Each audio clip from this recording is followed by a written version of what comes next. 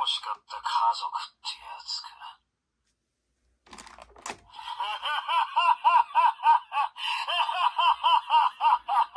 お前の幸せを全部奪ってやるぞ。全ては私を裏切った代償だ。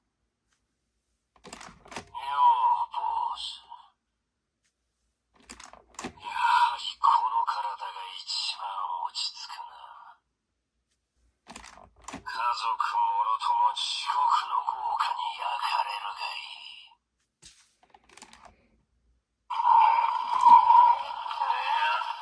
貴様。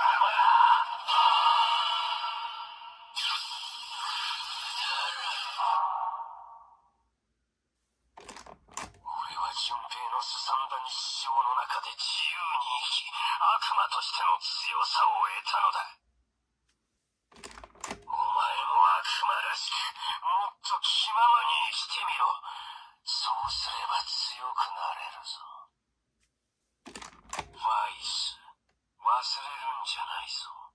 悪魔らしく生きろ。釣れないね。雑魚相手より楽しめるぞ。そういうわけにはいかない。お前の父親が死んだら、俺も消滅してしまうのだからな。なあ、俺と組まないか。悪くないだろう。